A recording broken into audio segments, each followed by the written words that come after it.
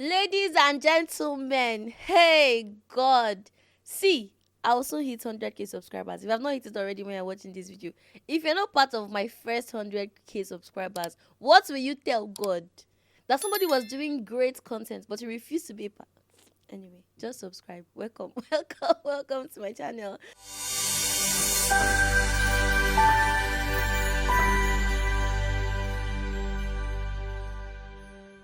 And I know I said ladies and gentlemen, but today I want to do this for the guys. This is something that I've been praying about, and there's some things I've seen. There's some counseling I've done. There's some observations I've made, and I think that this video is very, very, very, very important. Both for people that might be in this situation and for people that are likely to be in this situation, which in this case is good guys. If you are here, you are a Yoruba demon. Anyway, you are delivered in the name of Jesus. You are delivered. Whatever tribe of demon you might be, you are delivered to become a good guy in Jesus' name. But this is primarily for guys who, well, they love the Lord, they have good character, or at least they believe they have good character. So this is mistakes good guys make in relationships and in life. And if you think this video does not appeal to you, if you feel this video was not designed for you, you're wrong, because you're the very person that this video was designed for. I know that a lot of times I talk a lot to ladies, and then a lot of times I talk to both genders, but this one is for the gender of my beloved brothers. Like, you guys, you don't want to miss this video. Just first of all, like the video, comment. Before I even say anything, just comment and say this video has changed my life. In the real comments, not even in the live chat, in the real comment, this video has changed my life, because I trust me, it will change your life. So here goes mistakes good guys make in life and in relationships. Let's go. The number one mistake many good guys make is unresolved trauma. See, I've observed so many things in this my small life. I'm still young, but one thing that shocked me is the difference between the way guys respond to trauma and the way ladies respond to trauma. Something like sexual abuse, for example, is something that sadly happens to both genders at an early age. Many guys are abused, and sadly, many girls are also abused as children. When a girl talks about going through abuse or trauma or coming from an abusive home, you can see that she's in touch with her emotions. Maybe there are tears. She knows she needs help. She's trying to get counseling in. When a guy talks about it, more often than not, he says it like a joke. He might say things like, that's how one auntie used to come to my room when I was 8. I've been in an office when I worked my full-time job with men in a room, and each of them were talking about the age they were when they lost their virginity. And I realized something. Almost all of them were children or teenagers. And they were all laughing about it. About some elderly auntie that came and started touching them inappropriately. But one thing I realized is that many times when guys find themselves in situations where maybe they have issues dealing with the opposite sex because they can't seem to stay faithful, or they're going from one girl to the other, they don't deal with their unresolved trauma. And that's the number one mistake that I believe good guys make. Because now you're saved, now you love the Lord, now you want to do the right thing. But some guys, see, don't even take it like I'm judging you, but some guys need therapy. Some of you need to look at the trauma you went through and say, maybe the reason why I can't trust women is because XYZ happened to me as a child.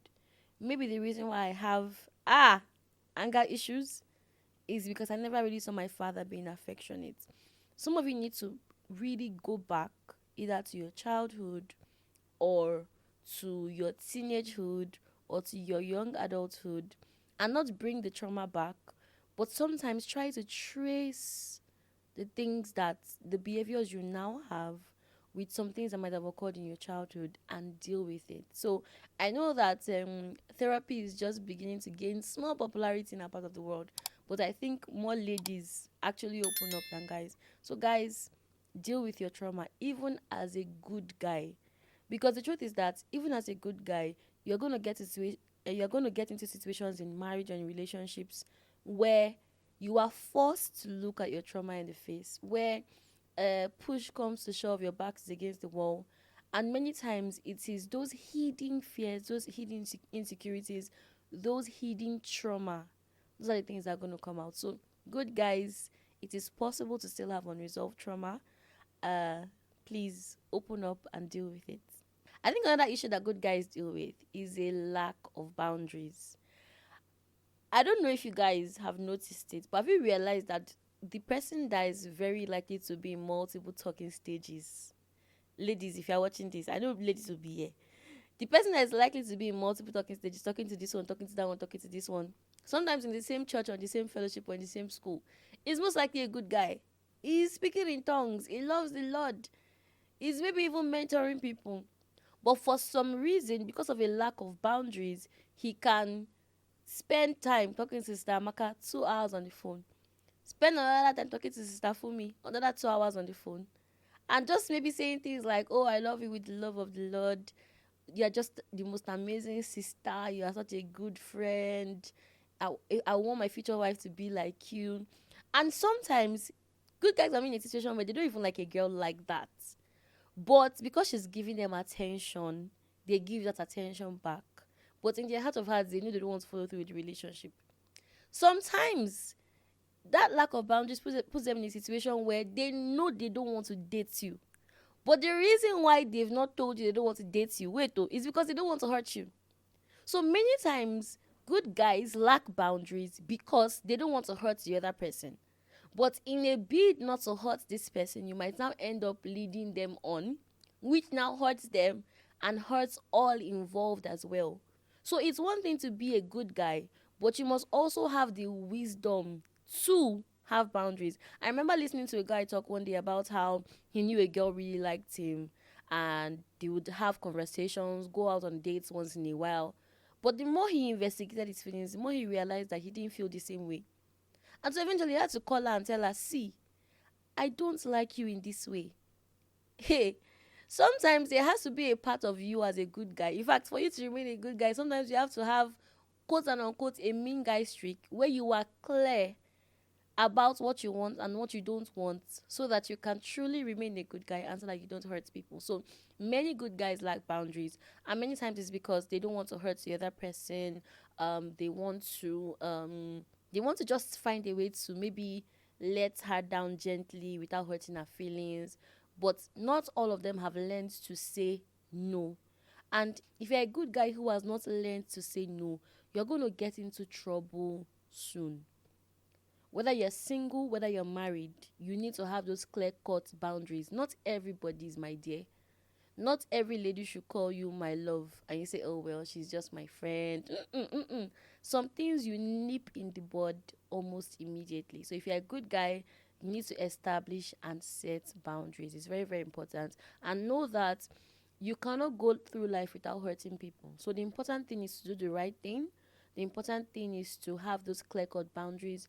And the important thing is to make sure that even if you hurt someone by saying, look, I'm not interested in this way today, eventually you're actually helping them because they now know that you never took them for granted and that you valued them as a person or as a brother or as a sister. You know, Paul told Timothy, a good guy, he said, treat younger women as sisters.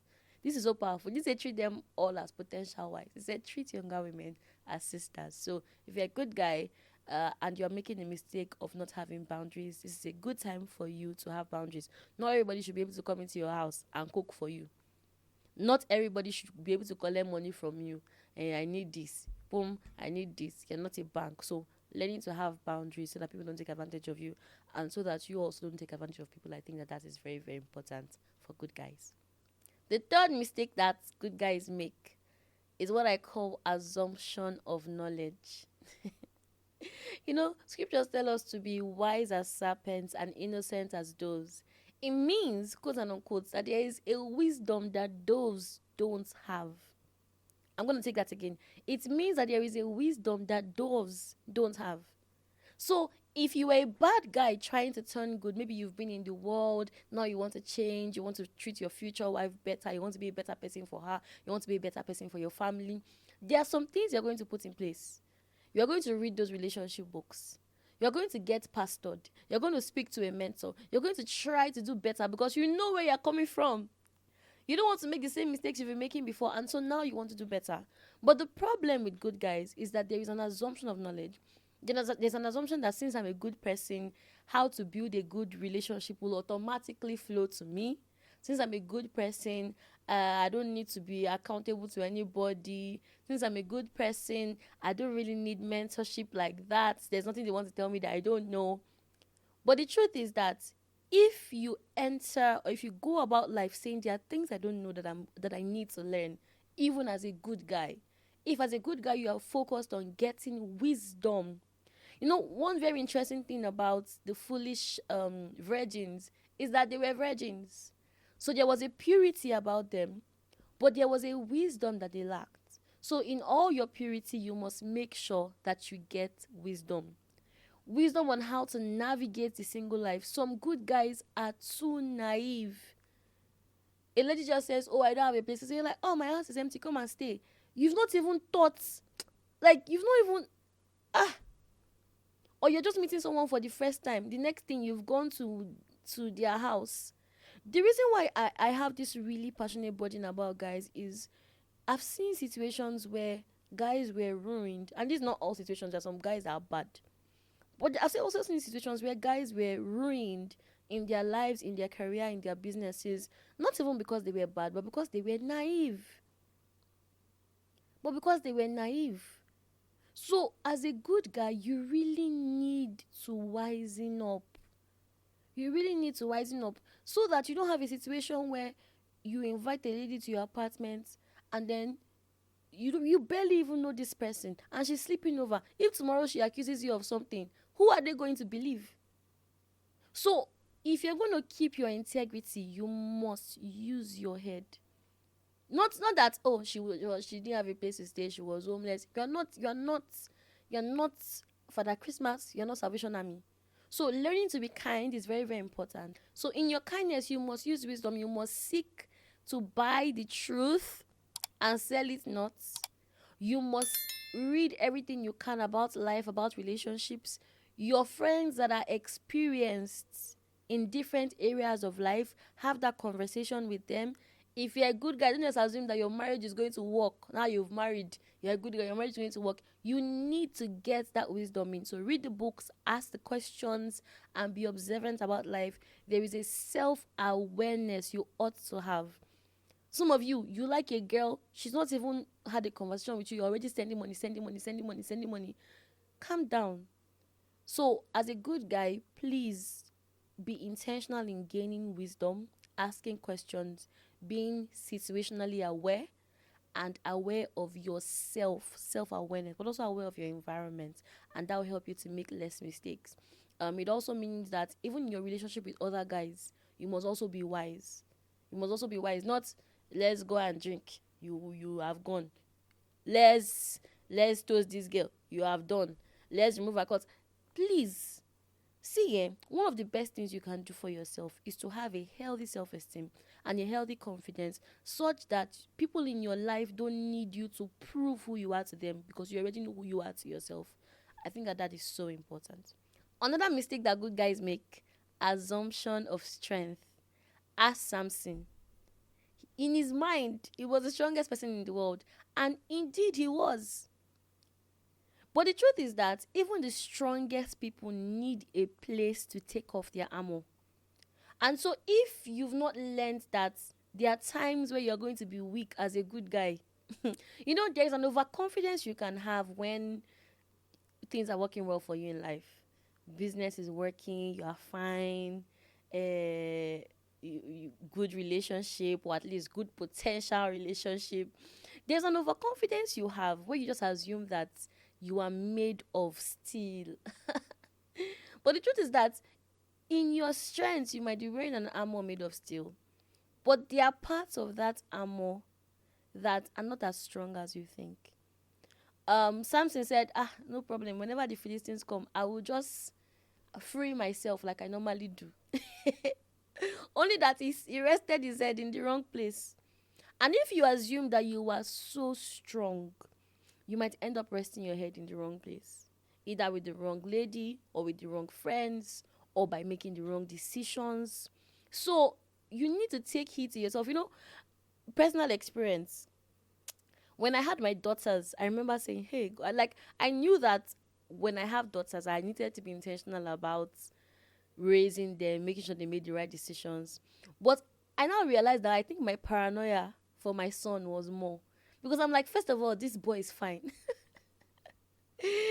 Secondly, he's going to be successful in life. So I remember telling my husband, oh my God, really need to pray about who this guy will marry. And that's the same way he would. And the boy is he's 1 year old. And so for girls, I always knew you have to be more intentional, you have to be more careful. But for boys, I think it was not a new fear, but it was a new discovery unlocked, that you have to even be more intentional about raising boys. So even though you are strong, don't assume that you are all strength. And when you don't assume that you're all strength, you are able to be vulnerable with people. Some of you, there are things you're struggling with. You're not opening up to anybody, but everybody's opening up to you. Some guys, they would have issues in their health. They won't tell their spouses. Some married men might have issues in their sexuality. They won't tell their friends. They won't tell their spouse. They will go and order one medicine online that might be bad for their health. If you're anyone watching this, we appreciate your strength. We like the fact that you can go to the ends of the earth for us. We love it. But if you're going to remain strong, you need to remain vulnerable. And not just vulnerable to everybody at every time, but you need to have safe spaces where you are vulnerable. Because if you don't intentionally show your vulnerability to the right people, eventually you will expose it to the wrong people at the wrong time. So as a strong man, don't make the assumption that you can do life alone. You need a community of other God-fearing men, both older, your age, and maybe even younger. And God will help you. But don't assume that showing weakness is weakness, because everybody does have an area of weakness. But really learning to show your vulnerability in safe spaces so that you can be stronger, because every strong man needs a place to take off his armor, and I'm praying you find the right place in Jesus' name. If you're a good guy, another thing you should be wary of is peer pressure. I've seen situations both in real life and situations maybe on TV where in some movies I watch where somebody was gang raped, and there's somebody there that did not want to be a part of it, but they told him he's a sissy if he did it. If you're watching this and you cannot boldly tell your friends, I'm a virgin, or I'm waiting until marriage for sex, you're not as grown as you think. So one of the best things you can do for yourself is to be able to stand up for what is right, even when it's unpopular. And if you allow peer pressure will pressure you out of your destiny. So the thing about good guys is sometimes you have good guys who don't want to admit that they are good. I remember my husband giving an example of how when he was in secondary school, I think he wanted to go and do something bad, and he was like, he was trying to feel among us. He said, no, you are not part of us. And he said, no, now I'm but by the mercy of God, they didn't allow him to join them. So as a good guy, you must also be wary of peer pressure. The ability to say no is so important. Two examples come to mind. When Solomon died, his son Rehoboam had become king. And the people came to meet him and said, your father made life difficult for us. Please make things easy for us.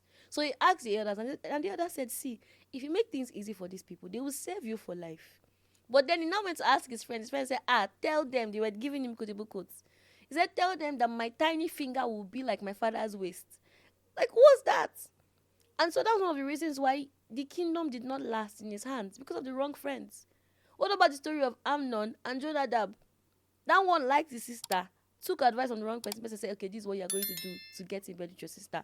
If you have people giving you bad advice, please run away from them. And as much as possible, be your own man. And sometimes being your own man means that you are standing up for what is right, even when it's not popular. But as a good guy, as much as possible, avoid peer pressure, right? The truth is that you can be big and strong, have beards and muscles and a thick voice, but still be very easily impressionable. Still be in situations where people can make you say things you don't want to say, or make you do things you don't want to do, or make you agree with things you don't want to agree with. And so if internally you have that struggle, deal with it today. Next mistake that good guys make.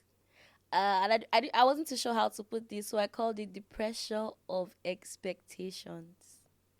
If you're watching this and you're a first son, or you're an only son, or you're a son, there are so many expectations that are placed on you. Have you ever had a day where you had so many things to do? And because you had so many things to do, hear me, you did nothing.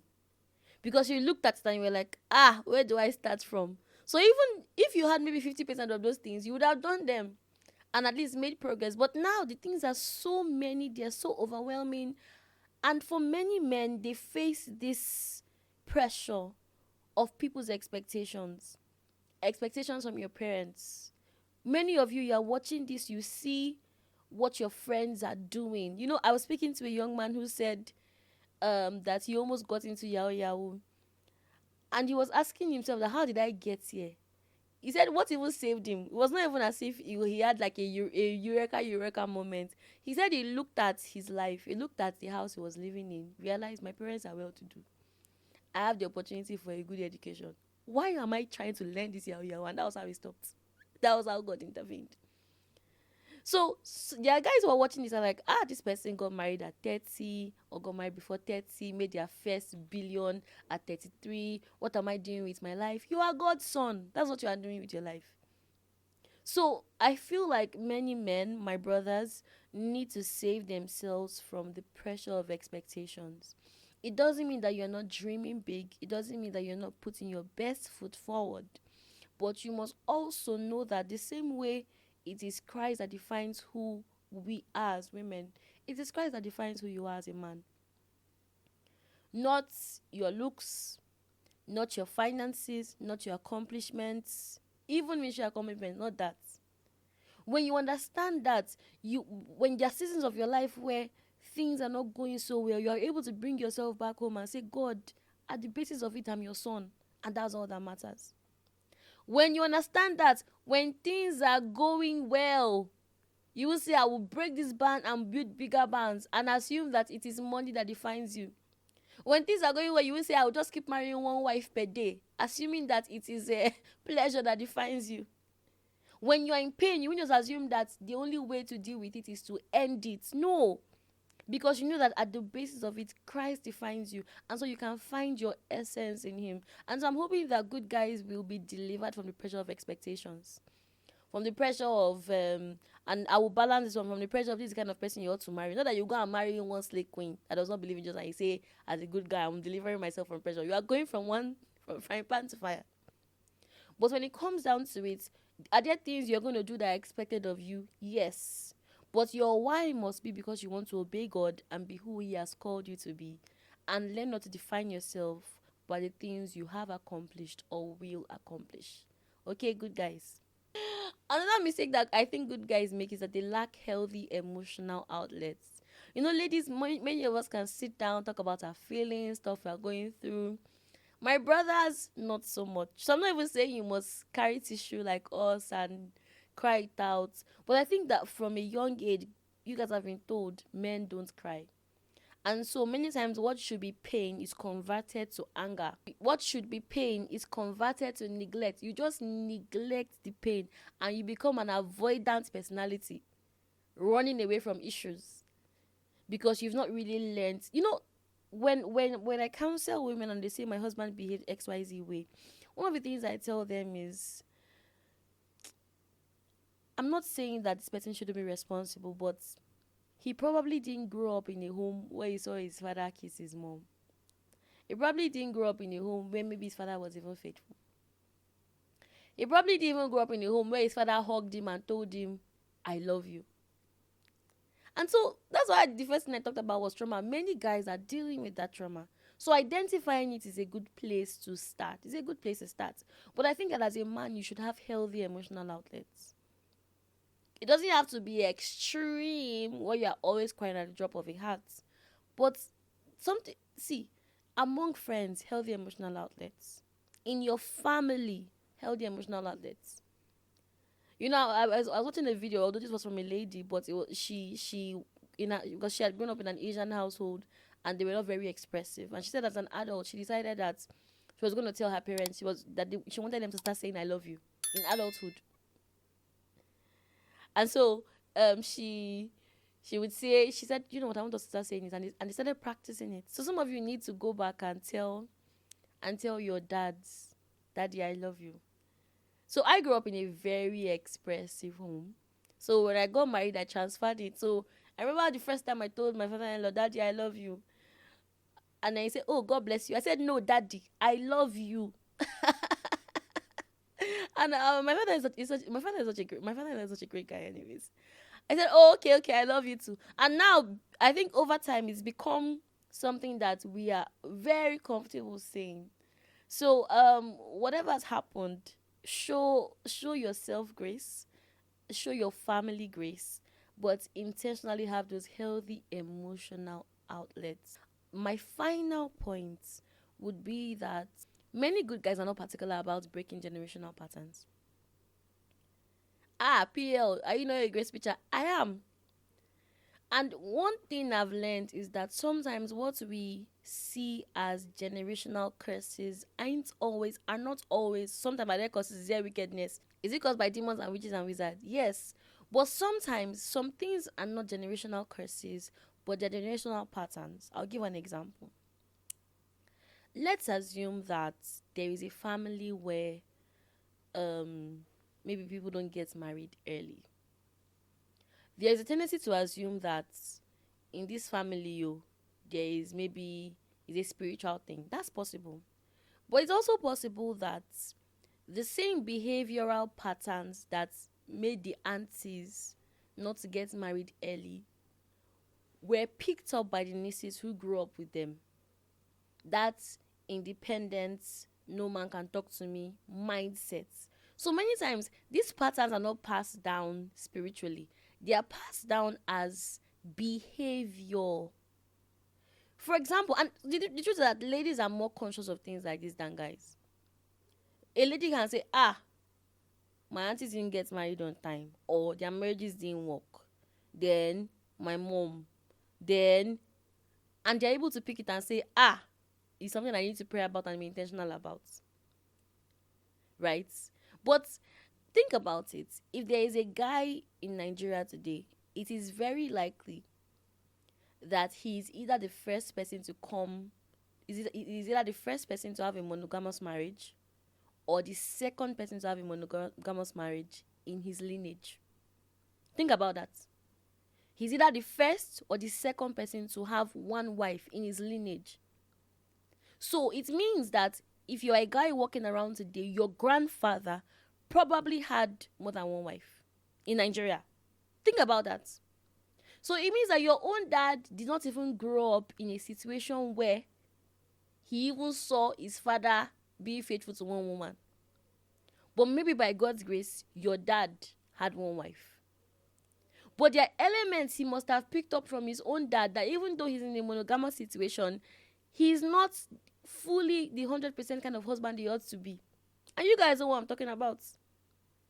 So when we talk about patterns passed on from generation to generation, can they be passed on spiritually? Yes. But many times it is a mindset. And when a mindset is being communicated to you, you're not writing it down. Don't be faithful because your father was not faithful. No. It is embedded many times into your psyche. And so you must intentionally, I'll say that again, you must intentionally be aware of patterns like that and seek to break them, not just in the place of prayer, but also based on your mindset. When people say things like, don't trust women, your wife is not your family, imagine the kind of household that kind of man must have grown up in. You know, I was speaking to someone who was mentioning, he said the reason why I'm like this in my marriage is because you need to understand the way I grew up. And I appreciate the fact that he was able to trace it to the way he grew up. When I told him something, I said, when 25 years from now your son is sitting on the counseling table, do you want him to say the same thing you are saying? So even though you need to be cognizant of the patterns that came before you, you must also be cognizant of the fact that you are building a new pattern going forward. How do I want my son to love his wife? Can you see now? How do I want my daughters to understand love? So whatever it is that you are doing as a man, it can affect people for generations. There are ladies whose destinies have been ruined because of the way their fathers treated them. There are men whose destinies have been ruined because of the way their fathers treated them. So I'm asking you, what kind of destinies do you want to shape with your lineage? And so as a good guy, you must be conscious of these patterns. And say, my father had this anger problem, I'm not going to have it. Or my father was lazy, and my mom was the one doing everything, bringing in the bread and also baking the bread. That will not be me. Or, there are some people that somebody was giving an example of how his dad only cares about school fees. So my father does not like to have conversation with me. He does not even know me. All he cares about is paying my school fees. And I said, you have to understand, when your father was younger, his own father didn't even care about school fees. His own father told him and his mother to go and fend for themselves. So in his mind, he was like, when I grow up, I will make sure that my own children don't worry about what? School fees. And so now, school fees is the way he perceives love. So what we need to do is not just to blame the older generation, but to seek to really build on what maybe they've done well and take out what they've not done well and seek to be better for the sake of our children. If you're a man in the house here, I know that there are lots of responsibilities placed on you, but there is also a lot of grace. God will not ask you to be someone He has not made you to be, and God will not ask you to do something He has not prepared for you to do. So I'm praying for you today that there is strength and grace for you to be the leader that God has called you to be. Strength and grace to break generational patterns, to overcome past trauma, to overcome peer pressure, and to do things God's way. As you man up, in Jesus' name. Amen. Thank you for watching, and don't forget to subscribe. God bless you.